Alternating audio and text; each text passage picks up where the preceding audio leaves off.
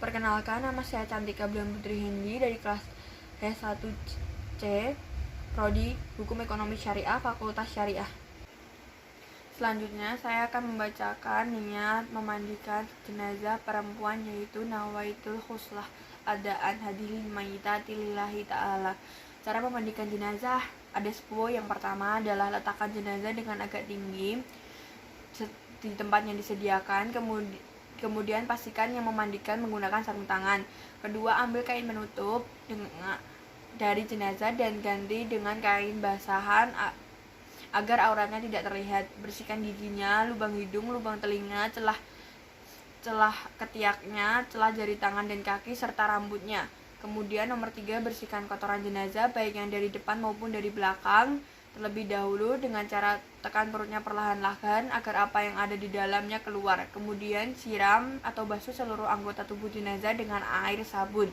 4. Kemudian siram dengan air yang bersih sambil berniat sesuai jenis kelamin perempuan atau laki-laki.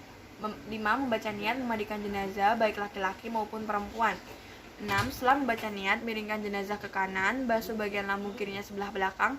Setelah itu siram dengan air bersih dari kepala hingga ujung kaki dan siram lagi dengan air kapur barus. 7.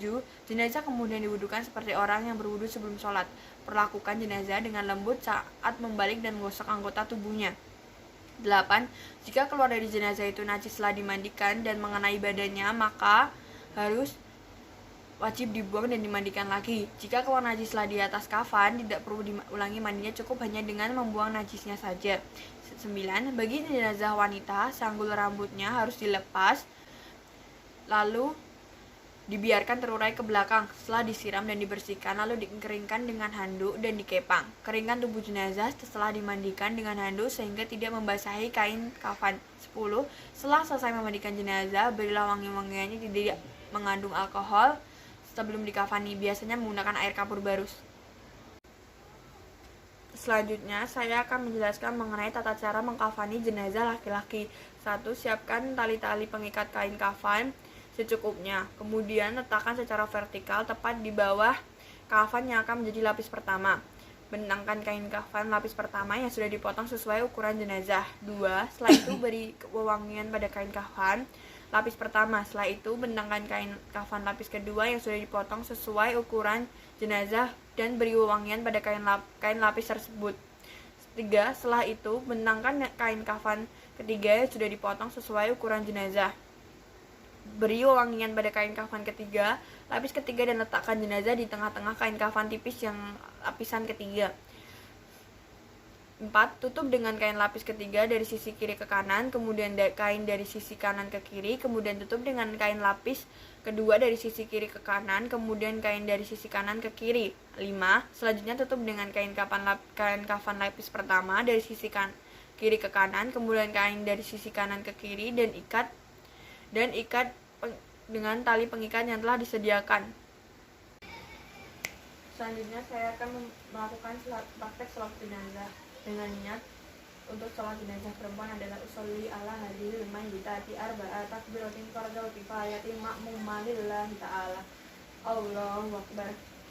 Allahu akbar kabira walhamdulillahi katsira wa subhanallahi bukratan wa asila. Bismillahirrahmanirrahim. Alhamdulillahirabbil alamin. Arrahmanirrahim. Maliki yaumiddin. Iyyaka na'budu wa iyyaka nasta'in. Ihdinas siratal mustaqim. Siratal ladzina an'amta 'alaihim ghairil maghdubi 'alaihim waladdallin. Amin. Allahu akbar. Allahumma shalli ala sayyidina Muhammad wa ala ali sayyidina Muhammad. Allahu akbar. Allahumma ighfir lahu warhamhu wa afihi wa'fu anhu. Allahu akbar. Allahu la tahrimna wa ajrahu wa la taftina ba'dihi wa afiya wa'fu wa lahu.